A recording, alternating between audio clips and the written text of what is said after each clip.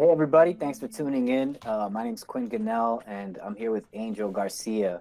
We watched that Plandemic video that surfaced on the internet a few days ago, and we decided to do a bit of a deep dive because we're a little bit concerned about some of the claims that are being made, and a lot of people we know have kind of reached out to us and asking questions about what's really going on. So we decided to dedicate some time to trying to unpack what this video is all about. So just so folks who might not have time to watch or sit through an entire 30-minute video, we can just let you know right now, like the first 5 minutes are just going to be like the introduction. We're going to go into about 20 minutes of like just trying to unpack the claims that are being made, not only in the video, but also just generally about stuff that's going on with the COVID pandemic. And then we'll probably finish up the last 5 minutes with a conclusion, just talking about, what are the implications of what we have discussed and what we're seeing in these videos. So we wanted to do this because we felt like, as I mentioned, people have reached out to us with questions, and it's not that we're like geniuses or that we know it all, but I myself, for example, I'm a former high school teacher, now a social science researcher, doing a third year in a PhD program, and Angel is somebody who's very involved in his community, in our A former community. school committee member here for the Right, local high school. right. So folks are reaching out to us, asking questions, what basically trying to figure out if they should really be concerned about what is being said in this video, and it's really being shared widely. So this is why we decided to do this video as a way to kind of help folks figure out what's right and what we really shouldn't be too worried about. Go ahead, Angel. Okay. So this video has had a lot of mass appeal. Usually I feel like conspiracy videos don't really penetrate or transcend the fringe conspiracy movements. There's folks who really are. I know some folks who are really kind of like paying attention to what's going on in the conspiracy fringe world, and there's a lot of videos out there. But this one seems to have somehow kind of like penetrated the masses, and a lot of people are sharing it. A lot of people are asking questions, and Well, that's the major reason. Go ahead, Angel. there's a lot of misinformation and a lot of fear, right? Because nobody knows exactly what's going on with this COVID. No, but we're getting a lot of mixed messages depending on who you're listening to.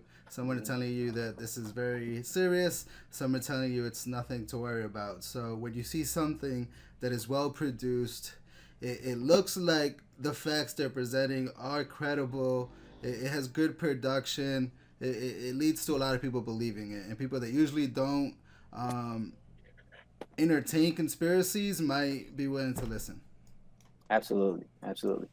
So the video's been up for about 4 or 5 days now, and even today you can go on Facebook, and I'm sure you might find at least one person who's still sharing it, saying things like, "Hey, we gotta watch it before they take it down." They're taking it down all over the place, and we're actually going to talk a little bit about why it's being taken down, and why that's a thing.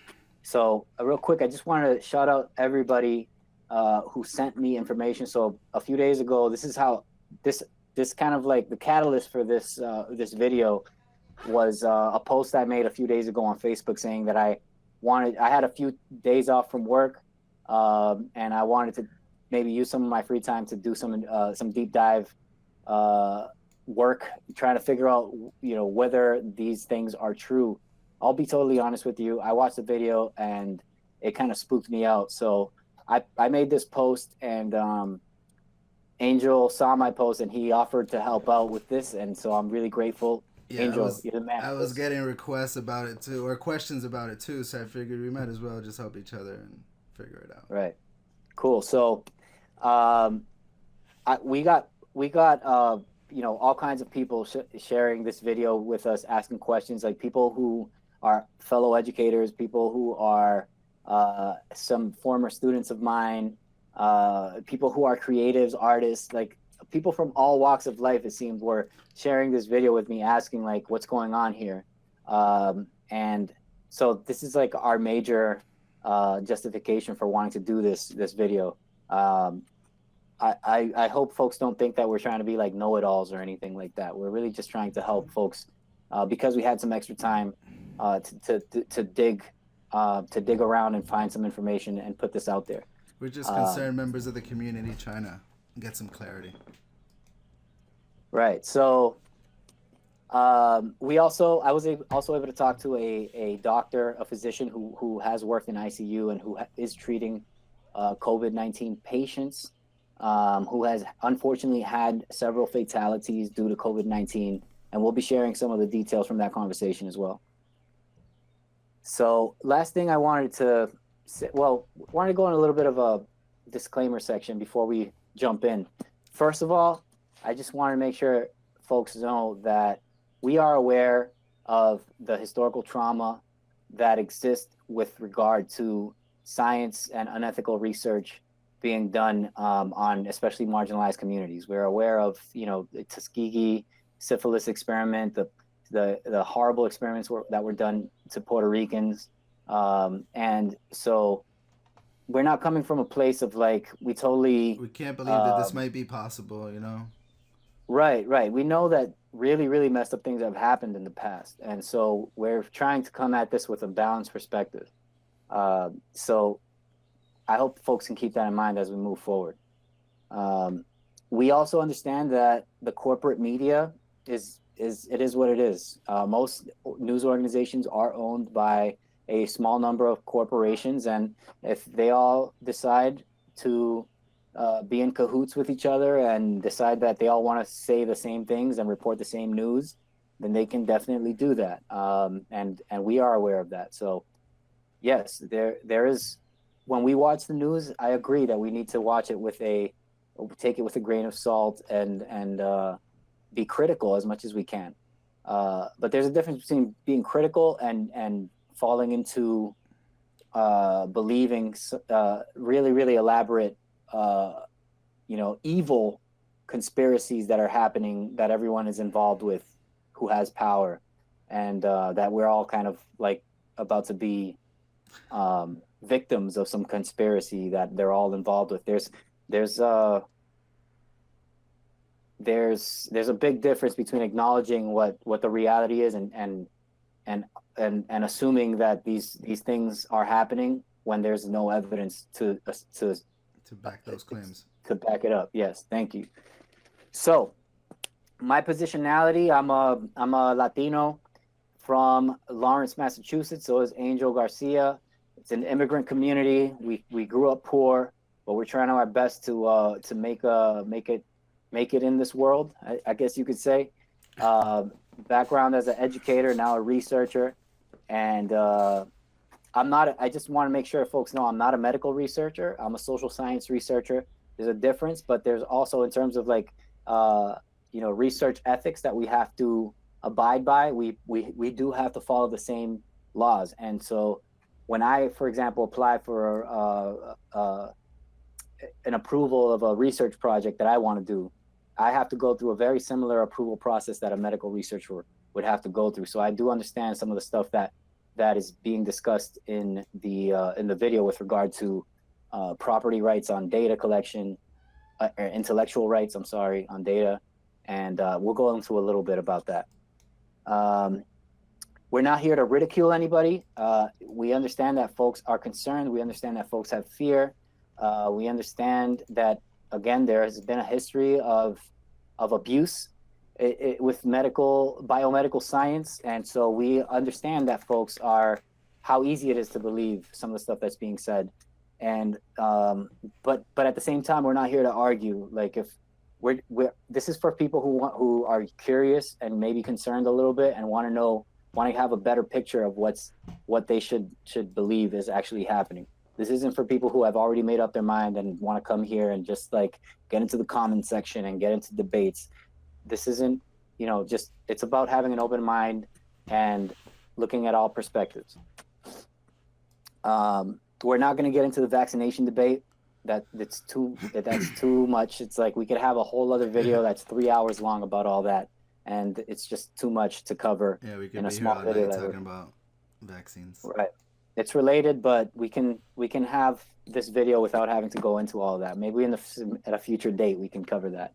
Um, and yeah, so with that being said, I think we can go into these claims that are being made. All right. So, one of the claims being made is, are these doctors credible? Is Dr. Ninkovich and the medical doctors presented in this video, do they have any validity? Are they credible doctors? Right. So this is one of the first questions I had, and I just started doing some digging, and the first place I looked was the source. As a researcher, and I'm sure a lot of folks know this, if you've been in college classes, you have to do research for an essay. You want to look for sources, right? Like you can't say something is a thing unless you can prove who said it or where it came from, right? So I went to the original source website, the home of this video, which is plandemicmovie.com, and the video's there. You can actually go right now and find it. And I found it odd that there's no source information. There's no information about who made the video. There's no information who produced it, who's involved. Credits during the video, before or after. Right. And this is very, very odd. Like if there's anything that is ever created, folks usually take pride in their work. Not only do they take pride in their work, but they also are willing to stand by it and defend it, which is why you put your name. If you create something and you put it out there, you put your name next to it so that if there's any questions or concerns, folks know who to reach out to. And that's just kind of standard operating procedure. But in this case, for some reason, it's not available on the website. So I did some more digging, and I found out that the video was actually produced by a production company called Elevate Films, which was created by a man by the name of Mickey Willis, who just happens to be the person who is interviewing Dr. Ninkovich in the video. So that's all cool, but I think where I have a little bit of suspicion is, why is it that the man interviewing Dr. Ninkovich doesn't want anyone to know that he's the one who produced the video? I think it's a little odd, especially considering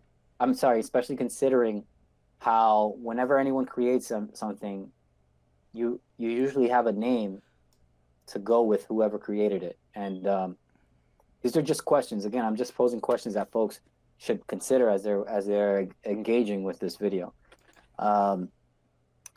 So in terms of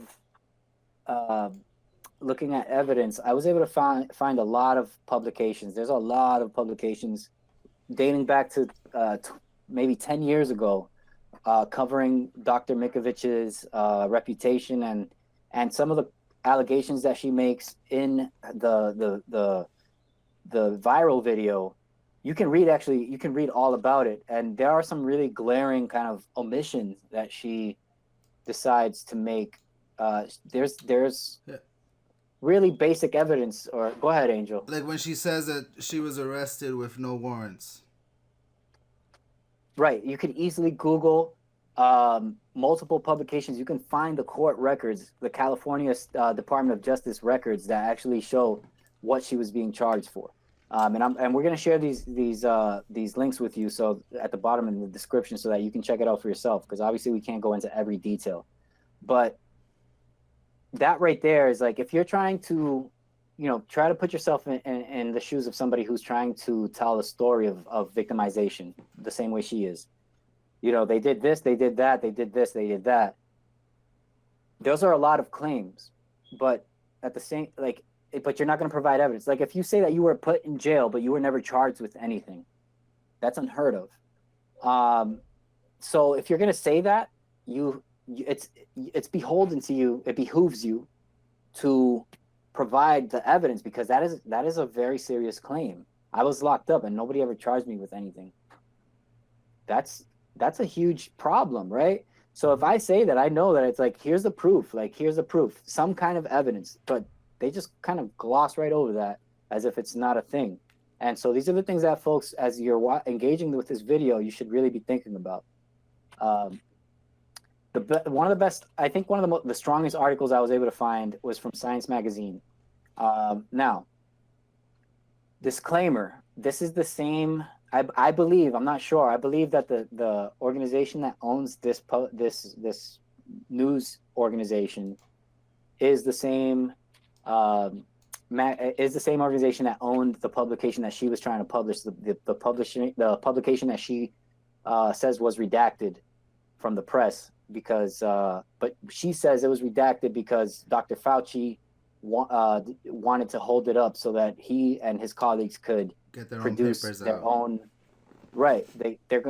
She claims that they stole her findings so that they could produce their own version of it so that they could take credit for these findings. So then That's they can get the patents. And then... Absolutely, right. And we know this because we did our research, guys. We didn't just Google search it and give you the first answer we got. Right. So there's a lot of, I'll actually even try to do a screen share now. See if I can share this. And there's a share my screen button there. There it is. Okay. So this article right here is a great place to start. And we'll share the link, but this one is a recent article as a response to the video, but it has links to all kinds of primary source documents. You can look at the court documents. You can look at they cite documents going all the way back to 2010 that are documenting this whole history of the controversy that she's had, not only with the courts, but with the original plaintiff. That's what it's called. The original plaintiff, that filed a complaint against her, which is her former employer. It's all there. You can read all about it, going back all the way to 2010. So stop sharing that. And yeah, another great source of information is a Reddit post that was shared through me. It was shared with me by someone who's actually, I think, a nurse practitioner in the field. He saw the post and he was like, "You got to read this. Like this covers it all." And I'll do a quick screen share to show y'all what that looks like. And the Reddit post pretty much goes claim by claim and gives you facts and links to information on it. Right, and the strength of this Reddit this Reddit source is that you can read through, and there is a community discussion taking place, and there you can go into the comments. Look, there's a lot of sources. You can go into the comments and actually engage and ask questions. If you have questions that you don't believe what they're saying, you can actually talk to the folks who published this. And there's doctors, there's all kinds of people on there having a discussion where you can actually see for yourself, like if there's any truth to what they're saying. So, if you have doubts, please check this out. Let's go back to here. All right. So the next thing I can go into a little bit of background about, in the video. I think the biggest claim that she makes is that she was wronged because of her research, that her research was held up in publication. So I can give you a little bit of research and insights into what seems to have happened there. So it seems like in 2009, she was working for this institute, a private research institute, not for a university. Like universities are public research institutions. There's also private research institutions that don't go by the same rules. So the people who own this institute are actually, their daughter had chronic fatigue syndrome, or has. I'm not sure if she's with us still. So they created an institute to do research about chronic fatigue syndrome, CFS. And apparently, till this day, in medical science, we still don't know what the cause of chronic fatigue syndrome is. So her quote-unquote blockbuster research that they mentioned in the video was that she discovered what the cause of CFS is. And she thought she discovered it within mice. She said that there's a gene within mice, a coronavirus, which she does mention in the video. She says it's a coronavirus in the video. I wasn't able to confirm that, but there was some kind of gene that they found in the mice that she said she found evidence that is the cause of chronic fatigue syndrome, and they published this paper. So usually in science, when you publish a very major finding like that, it has to be replicated. So you can't just have one paper, one experiment that says This is what it this is. is right. In science, you have to replicate it multiple times, and only after it's replicated a significant amount of times, then can you start saying, okay, now we can start, expanding this knowledge and sharing it with the public because we're more certain. The problem is if you can't replicate something, that means that there's a strong likelihood that there was something that happened in the research process that invalidated those findings, and that's why you have to that's why you have to replicate it, because if you can replicate it, then you can say, okay, everything they did was sound, and we got the same results. If you And that's cannot why it's if you peer try to reviewed as well. Absolutely. So if you try to replicate it and you don't get the same findings, then that raises questions. So basically, what happened? She had this major finding, and it raised a lot of attention. So folks were like, "Okay, this is awesome. We found the cause of this sickness or this medical condition that we never knew what the cause was before. So this is huge, right? So we need to try to replicate it."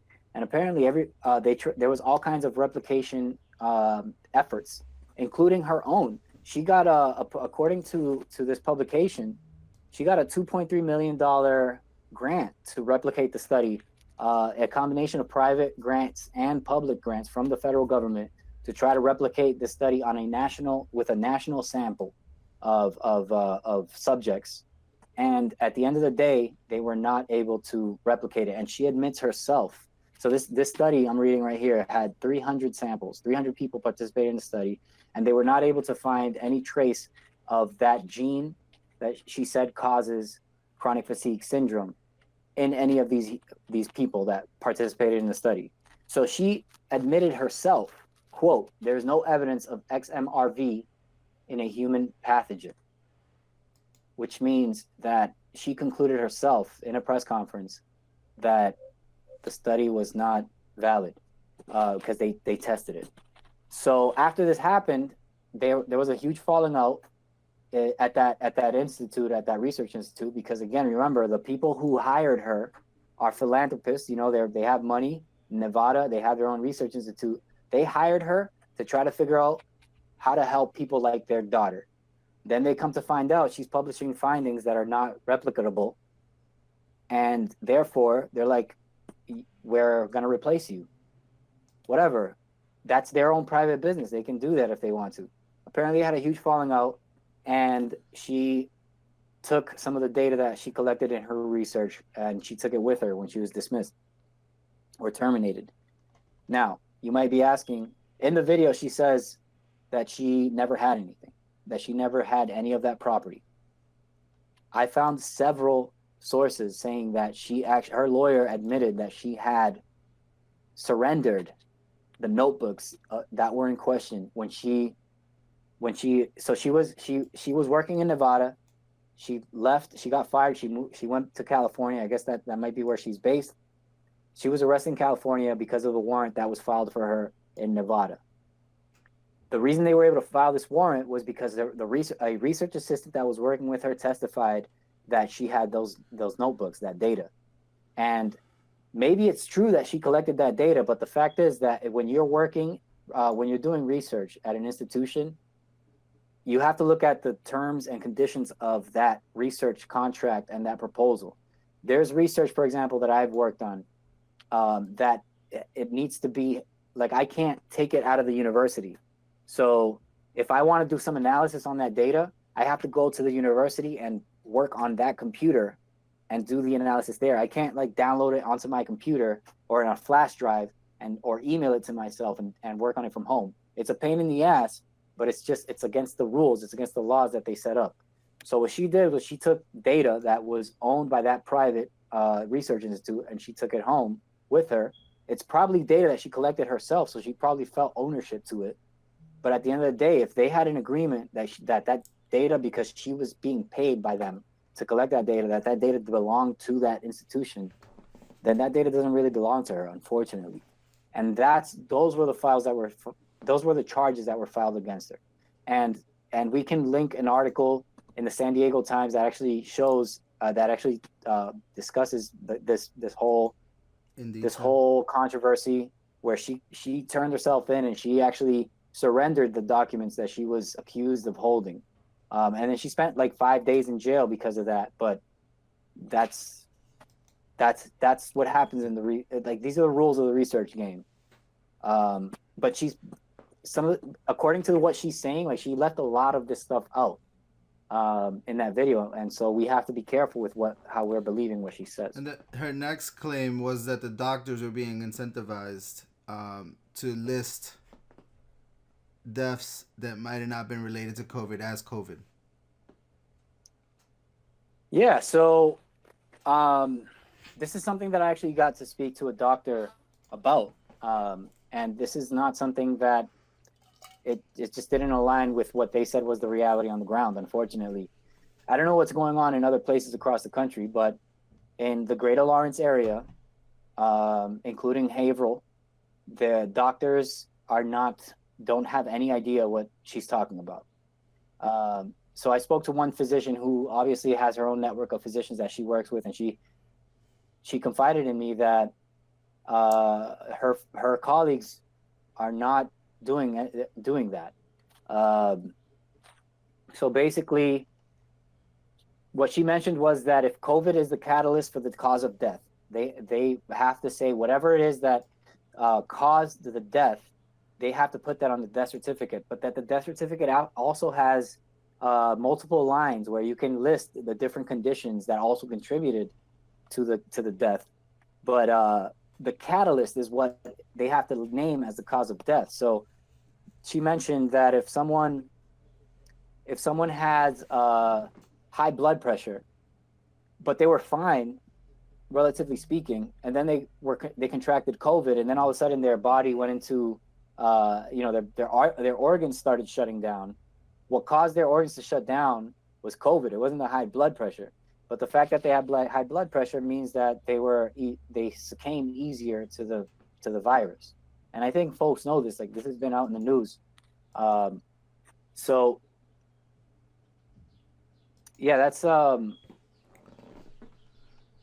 what I was told about that. And then the claims about the incentives to put patients on ventilators. Again, I was told that there's no knowledge of that happening.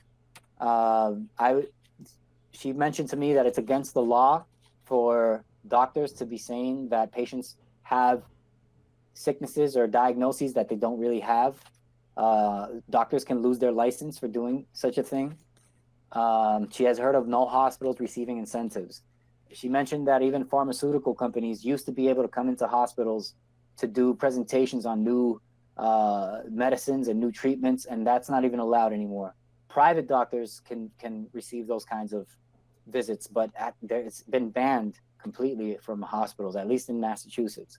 There was also this claim that $13,000 that hospitals are getting $13,000 more for COVID diagnosis or as a for cause COVID of death. diagnosis.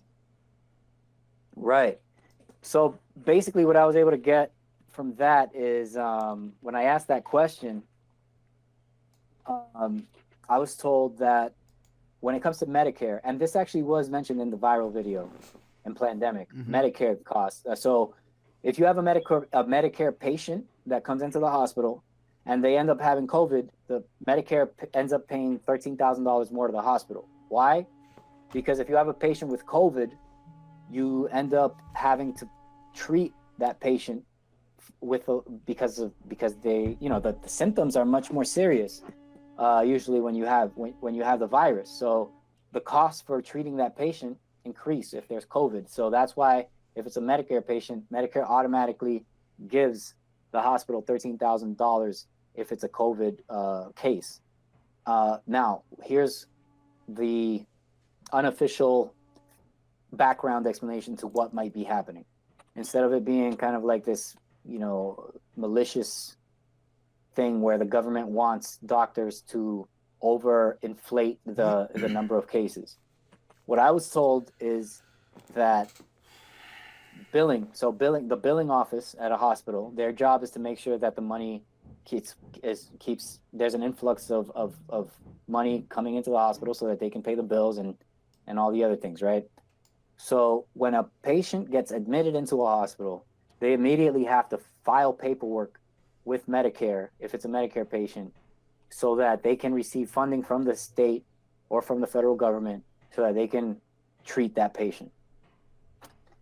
The problem is that because of testing limitations, we don't have, it takes time to get test results a lot of the time. So if you have a patient who is severely ill, who comes into the hospital, a doctor might think they have COVID, but they can't be sure. They can't be certain because there's no documented lab report that says they have COVID. But the billing office needs to file the billing request with Medicare. Then they might decide, you know what, we're not sure that this patient has COVID, but because if they do have COVID, it's going to cost us so much more money to treat them. Let's assume that they have COVID because of whatever we're seeing, and we'll send that, and that way we have the extra funding. If it turns out that the patient doesn't have COVID-19, then sorry, but we're there. It's better to be safe than sorry. And I know some people might be thinking, why does it automatically cost more to take care of a COVID patient? Just think about all the PPE these hospitals are burning through to be able to treat these guys, right? Because they got to protect their workers, so they're burning through this PPE, and it's not cheap. Absolutely, absolutely, and the medications are not. You know, when you're serving a patient who is on the brink of death, it's you know, this is a private economy, mostly capitalist country. It's all about money at the end of the day. And as a capitalist country, I will say that something that's feeding these conspiracy theories about the billing is that the government did come out early and say that it was going to cover everything that was COVID related. So there is an incentive to say this patient is COVID-19, even if you're not sure, because in 3 days or however many days it takes to get the test results, if that person is COVID positive and you don't have the funding, then you might be screwed, right? The doctor also mentioned to me that doctors do not receive any kinds of individual incentives that doctors receive who work at hospitals are paid on a salary basis, and they do not receive any incentives for inflating, you know, COVID cases or putting more people on ventilators than they should. That the doctor just said, I don't know where this is coming from.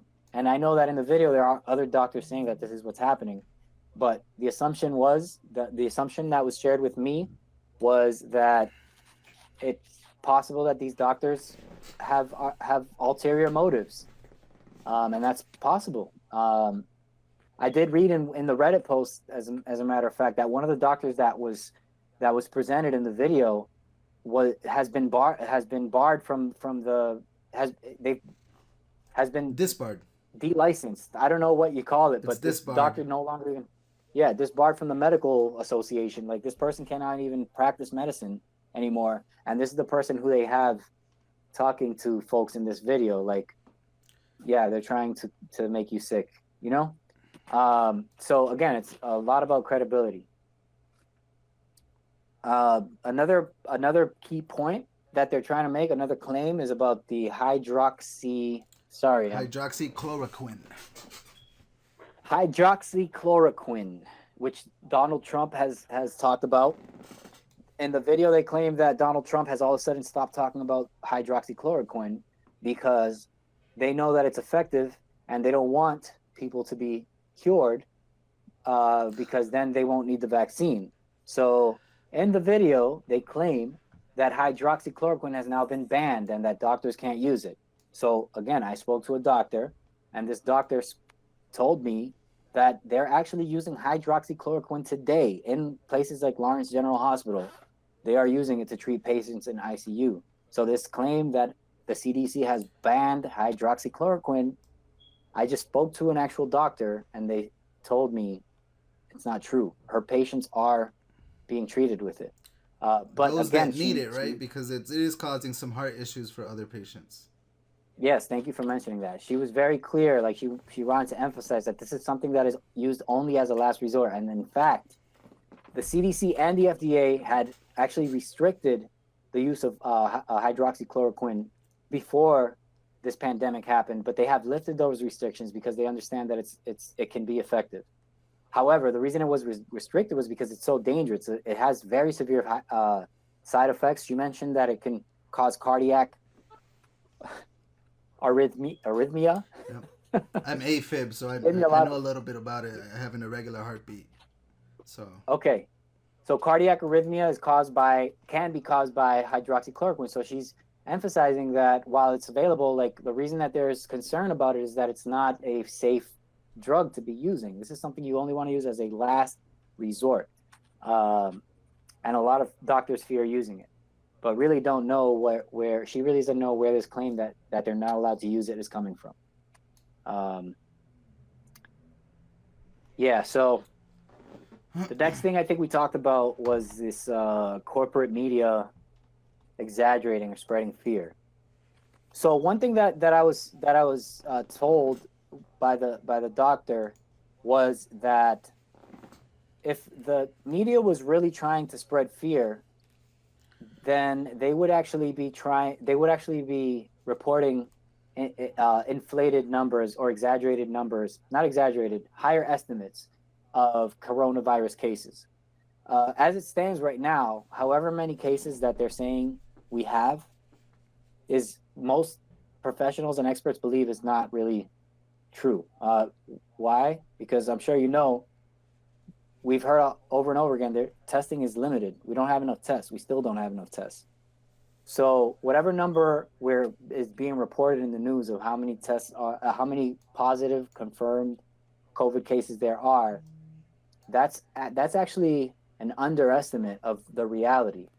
So if it's true that the media is really their goal is trying to scare people, then why wouldn't they be constantly harping on this notion that, yeah, we have so many tens of thousands of cases, but we could have hundreds of thousands more. I haven't heard much of that in the media at all, actually. So I don't know. It's just I agree that it's an indicator that if the media was really trying to um, scare everyone, there's other things that they could be doing to scare folks. Like I've seen videos circulating on the internet of like folks recording, uh, from the back door alleyway of hospitals with dead bodies being carried out and put into semi trailers. Those are very hard to watch, and those, to be honest with you, filled me with a lot of concern. And I haven't seen one of those kinds of videos on the corporate media. So I wonder if they really are, if their goal really is to scare everyone, why aren't they showing that footage? Uh, but anyway, so there's also this claim being made that a lot of folks are saying, well, this coronavirus was predicted, uh, so they must have, planned it. So this is something that a lot of folks, including folks in the medical field, are posting about and saying that that's just because you plan for something doesn't mean like it's just a contingency. It's what you do when you're trying to design resilient systems, resilient response systems. You want to mitigate unavoidable yet predictable conflicts. Like, for example, you know that hurricanes are unavoidable. So you run simulations because you can predict that a hurricane is going to come. You run simulations so that you can learn how to respond to them. It's the same case with biological contaminants or viruses, whatever it may be. It's understood within the medical science community that it is unavoidable that these things will happen, and therefore those people who are trying to make sure that we can mitigate harm, they do contingency planning, and this is something that happens at all levels of government. It's not an indicator that they must have planned this because they predicted it. No, we predict a lot of things. It's part of building designing resilient response systems. So this is just an argument that I heard a lot of medical professionals sharing on the And if you internet, and I wanted wait to for a share. pandemic to happen, you're already too late. If you wait for a pandemic to hit before you start preparing for one, it's already too late. Absolutely, absolutely. Um, so another insight that I was able to gain from the doctor was about this. You know, I don't think this is a rumor that has been too common, but I've heard folks saying that if you're healthy and you're young, that you don't have to worry if you get infected. It's true that there's a lot of young people walking around that are asymptomatic. That, I mean, I've seen documented cases where folks are asymptomatic and they have the virus and they're fine. But at the same time, according to what this doctor was telling me, she's had patients who are young, who seem healthy, who have passed away from coronavirus. She mentioned that there was even somebody as young as 36 year old who had just high blood pressure, who ended up passing away. She mentioned the 70-year-old, which I understand is a little bit older, but she mentioned this 70-year-old person was strong as a horse. Her words. Um, this is while she's expressing how kind of disappointed she is about all the misinformation that's out there. She also mentioned that it's not the virus killing people; it's the body's inflammatory response. So while somebody who's asymptomatic, that just means that their immune system is set up differently. But that asymptomatic person can easily pass it on to somebody who doesn't have the same setup from an immunological perspective, and that person's whole reaction to that virus could kill them. And it doesn't matter if you're young or old. Granted, yes, a lot of the most of the fatalities have been older folks, but that makes sense because older folks have more severe health conditions. And I believe a lot of But that has to do with, right, these nursing homes, they weren't prepared for this PPE. They don't have the PPE needed to treat these patients.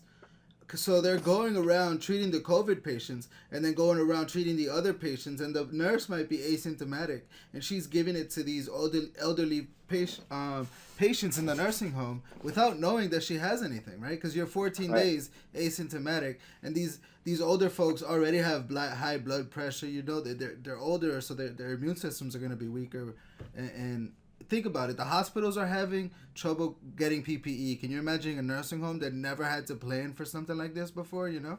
mhm. Absolutely, and that's I think where people think like, oh, the media is trying to scare us. I honestly don't think that the government and the media is trying to scare us. What I think is that they're listening to the doctors on the ground in those ICUs, and they're heeding their advice, and they're saying like this is not something that we should be taking lightly because people are actually dying. And I know that folks kind of like I think there's a psychological effect where we're just not used to having to deal with such a shocking change to the way that we live, and so folks are kind of clamoring for, there's a conspiracy or this is They they're must taking be up to advantage of us. something. Exactly, and we are living in extraordinary times, and I think that's what folks need to try to remind themselves of. Um, but if you have any doubts after hearing this video or after reading whatever the publications that we link, I encourage you to talk to your doctor. Like we're not all friends with doctors, right? But you have a doctor, and your doctor has an obligation to talk to you and answer your questions. And if these are the questions that are causing you anxiety, then your doctor has an obligation to talk through them with you. Get your doctor's perspective. They're the ones who are dealing with this on the front line, rather than putting all of your faith in some video that doesn't who the creators don't even want you to know who they are, making claims that you have no connection to, right? That unless you do like us and actually go on the internet and try to spend hours trying to decipher what's really happening, And you're probably not going to know whether what they're saying is factual or not. that's one of the reasons I wanted to make this video, was because I feel like the information coming from someone you trust, you receive it better. People actually listen, versus hearing some talking head on a podium just giving you instructions. Yeah, yeah. I'll be honest with you, man. When I saw the video, I was I was spooked. I mean, I think I said it earlier, but It's very compelling. It's a very compelling, especially. But I think that we are all living in fear, including myself. And so when I watch something like that, I'm more inclined to just, to believe it because these are scary times we're living in. I don't know what Bill Gates is up to. Bill Gates has a lot of money. He Mm-hmm. has a lot of power. I don't really know what he's up to, but it doesn't help to be making claims that he and Dr. Fauci are in cahoots. Try To quote, sell a vaccine. killing millions of people, killing millions of people. This is what Dr. Mikovich is saying. Also, they can sell their vaccine. When somebody like Bill Gates already has untold wealth, like untold billions of dollars, who that more than he can ever know what to do with. Uh, it just doesn't make sense to me. So anyway, let me get off my soapbox. Um, the last claim that I wanted to try to cover was this story that's coming out of Boston, Cambridge, with Harvard and BU. I've had several people send links to me about this.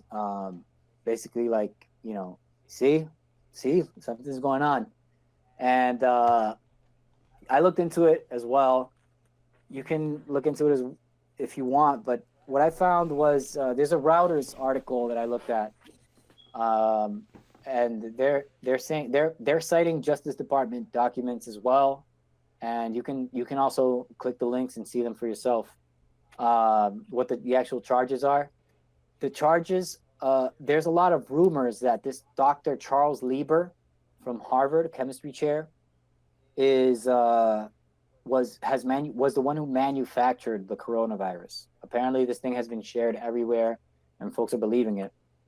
Uh, and what happened is there is a kernel of truth to what's to the suspicious activity that he is involved with. It seems he has been on contract with the government of China since 2011 or 2010, and he's been contracted with them as what's called a strategic scientist. I'm not sure exactly what that means, but I assume that they pay him to help them figure out how to have scientific advantages over the United States. And what he's being charged with is espionage because he lied about his relationship with the government of China. He has Harvard and the United States knew that he was working at the Wuhan University. Uh, However, he lied when he was asked about it. He said he was not on contract with them, and therefore that's why he was being that's their main kind of lead as to the suspicion with his espionage. And then they also discovered that there were two other graduate Chinese nationals, graduate students working at Boston University, I believe, who were also arrested for the same as being part of the same program. And this is so when it comes to this report, yeah, this is a thing. Like this is a thing. We have China and other countries are rivals, and they're going to be, involved in and engaged in espionage in our country. We do the same thing in other countries. The CIA is highly involved in covert operations all over the world in other countries. So it is perfectly appropriate to assume that other countries are doing it here. And in this case, it looks like we our government was able to discover it, and that's good. And hopefully they find whoever else is involved with this effort, because it's not in our best interest to have these people doing this kind of work. But they did confirm, the Justice Department put out a statement saying, I believe, that this is no connection with coronavirus, even though a lot of people are saying it. I think people are making the connection because he was working at the Wuhan Wuhan. University, and Mm-hmm. but what's going on with Wuhan is that Wuhan is the ground zero for SARS viruses. So there's a lot of research, biomedical research going on at Wuhan, internationally, to try to figure out these viruses. And I'm sure that different countries who are involved there with the WHO have their own interests. It's not beyond the realm of possibility that folks are trying to develop weaponized versions of like chemical weapons with these biomedical research, these viruses. That is not beyond the realm of possibility. Um, but that's basically what that is. And am I going to be able to rule out that this this scientist from Harvard was involved with Corona? Absolutely not. I can't. We can't rule that out. But all we can do is look at what available evidence there is, and try to just cross-reference that, as opposed to just watching a video and just having somebody say some random claim and then just going with it. So yeah, that's those are the claims. Yeah, I think that was good. What's our time? 53 minutes. El fue. Yeah. Yeah. Well, we can go into our conclusion. Bro, listen, we just got to put it out. Like, it doesn't matter that it's an hour, Who cares?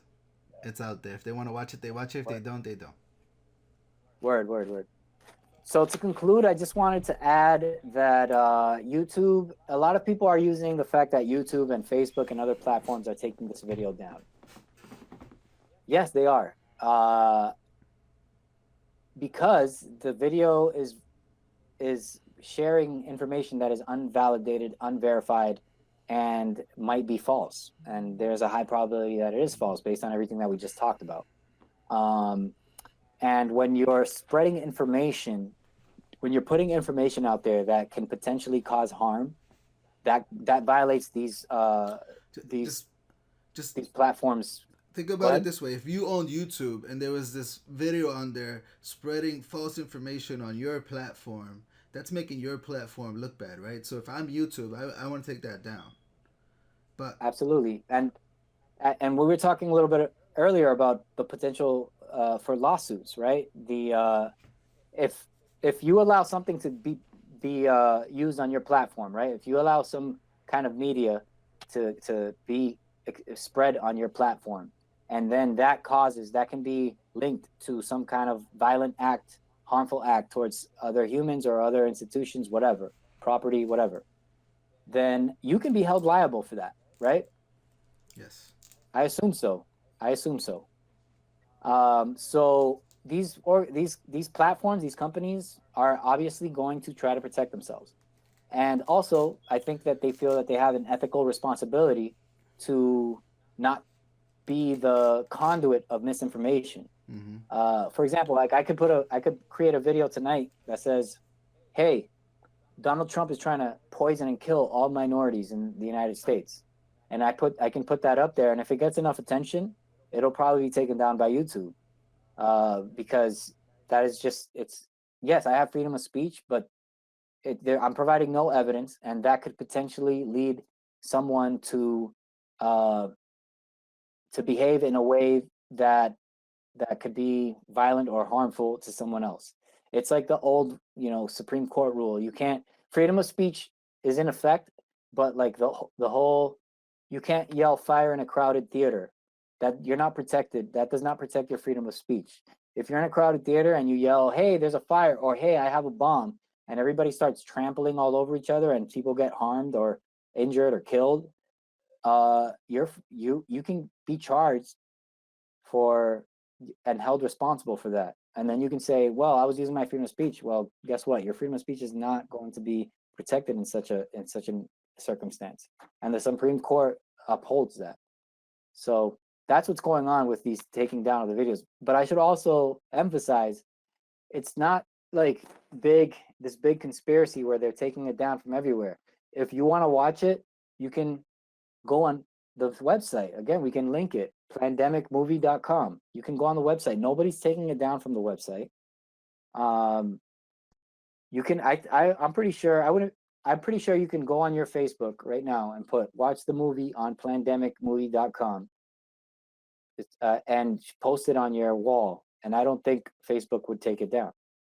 I could be wrong, but I would doubt that they will. Because the movie is on the home platform. It's not on Facebook and it's not on YouTube. So why would these organizations care, right?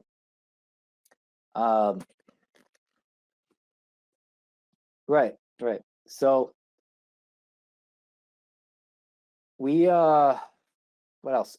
Another really important point that I saw other folks making that I think is really, really important to emphasize is that this video is making the argument that the news is being over dramatic and exaggerating. The corporate owned media, whatever, is being sensational and trying to appeal to your, your fears and insecurities. That might be true, but it's pretty ironic to think that a video that is playing ominous music while you're watching it, using dark, gloomy images, right? Providing information that is not backed up by evidence, and saying that this is actually happening. And it's ironic to think that a video that is doing those three things is accusing other people of spreading fear. It's kind of like one of those cases of like the kettle calling the yeah, the pot calling the kettle black. Like, what you're accusing the corporate owned media of doing is exactly what you're doing. It's propaganda. Like, as soon as you click play on that video, what do you hear? You hear the ominous music, the dark, gloomy, scary, like, oh, what's this? That's psychological marketing. Like, they know what that does to you. So when you're watching this video and you're engaging with it, I think people need to kind of like remember that. Like, the artistic appeal of mixed media that they're using on you, it's having an emotional effect on your psychology, on your psyche. So I feel like folks are just kind of like ignoring that. We have to remember that. I know I was ignoring it when I first watched it, and it wasn't until I saw somebody mention that I was like, wait a second. Like, if it's true, if this is all true and it's factual and you're just providing real information, why do you have to support it or supplement it with all this drama? Like, why do you have to supplement it with all this scary music and dark, gloomy imagery? Right? Like, if it was true, then just present it and provide it and put it out there. Why do you need to put it in this package, in this like nicely packed way of just like, emotional, this, like, it has to have an emotional effect, it's right. And I agree that the corporate media does the same thing. Like, the corporate media is all about sensationalism, but it's not about a big conspiracy, in my opinion. In my opinion, it's about ratings. Like, they're gonna put the best special graphics. They're gonna put the best, most, heart thumping music, the best looking anchors, because they want viewers, because that equates to money for them. That translates to more profits. That's what it all comes down to. This whole like media is lying to us. They might be exaggerating and sensationalizing things, but it's not about trying to control you. It's more about, like, they want you to watch their network because they get more money when more people tune in, because they can, they're advertising. They say, hey, the other night we had 10 million people watching our show, and then they get more advertisers to pay them for their advertising, right? It's a business. Yeah, so there's one thing that was suggested to me by the doctor that I spoke to, and I felt this sentiment coming from a lot of other folks who are in the medical field, who kind of have their ear to the ground and know what's going on. And that is there's a video going around of a nurse who is sharing her detailed experience of like mistreatment of patients, patients.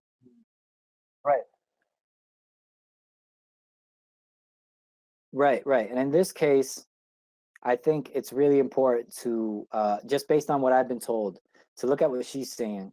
Um, Again, based on like what we're talking about here, it's not a production. It's not a dramatic documentary with ominous music and imagery and special effects. This is somebody who's just speaking their truth from their phone recording, right? And a lot of the things that this woman is saying, it actually can be corroborated through documented research. Like, we know that there are health disparities that marginalized people deal with. Like, for example, we know that Black women are treated um, with less care in hospitals, generally speaking. And so what she's describing is that there are certain patients who don't receive the same care, the same attention, and it might have something to do with the fact that they're poor, or the fact that they're a person of color, or whatever else marginalized identity they might have. And this is something that's well documented. So if you want to put your energy into something that is a wrong that is happening, something that needs to be addressed. For years, this has been going on. This is something that we really do need to address, right? We have evidence that people are dying, losing their lives, or receiving poor health care because of malpractice based on the fact that they might not have certain privileges.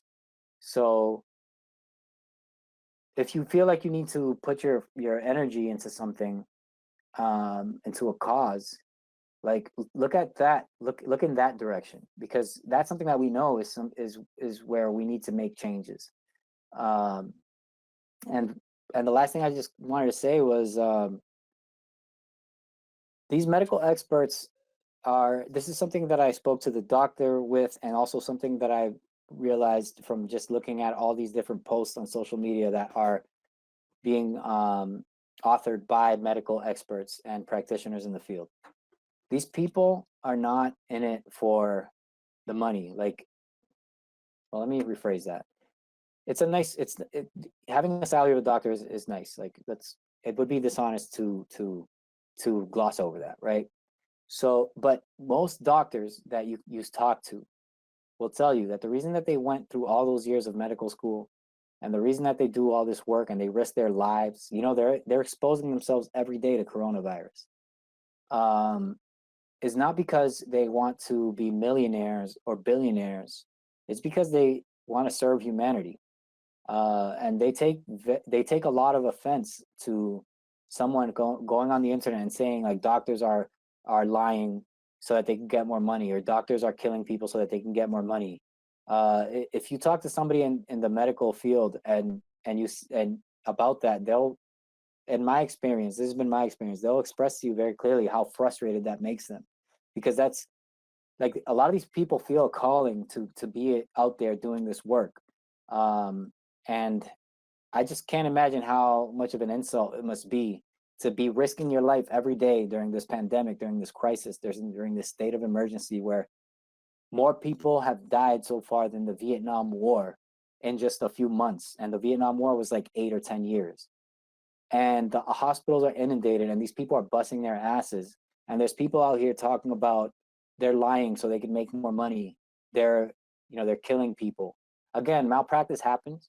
And with regard to the nurse who put up that video, it's possible. She's in New York City. We know that New York City is the hardest hit city in the country. It's possible that that is happening. I can see it happening. Some of the stuff that she's describing. When you have doctors and nurses and other medical professionals and anesthesiologists, whatever it may be, who are working back-to-back shifts with lack of sleep, who can't see their family, who are sleep deprived, I can, it's just it's logical to assume that that mistakes are going to be made. There's going to be an increase in accidents. There's no field where you can say that that's not going to happen under these circumstances. So yes, I can see that happening, but it's not cause to believe that that doctors are, or nurses or medical professionals are doing these terrible things, or that they're in cahoots with, like, yeah, yeah. Right. So that's the spiel. I hope that folks can appreciate the work we did, and can take this back with them. Again, the links are going to be posted under the description.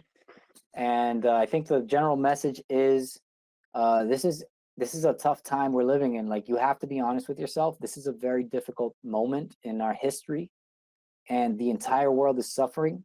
So it's understandable that folks are feeling anxiety and a little bit of paranoia because of all the uncertainty. So just keep that in mind when you watch videos and accusations and claims being made.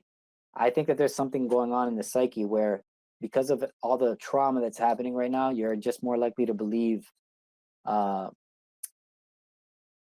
because I think we're clamoring for an understanding. Like, how is this happening? How could this be happening? Why is this happening? So as soon as somebody comes forward with an explanation, regardless of how legitimate or well sourced it may be, absolutely, absolutely.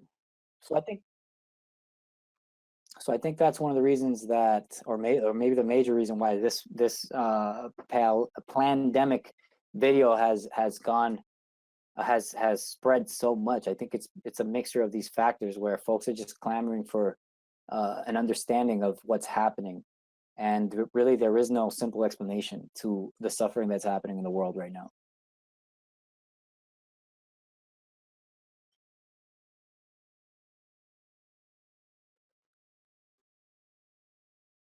All right, thanks for watching, y'all. Peace.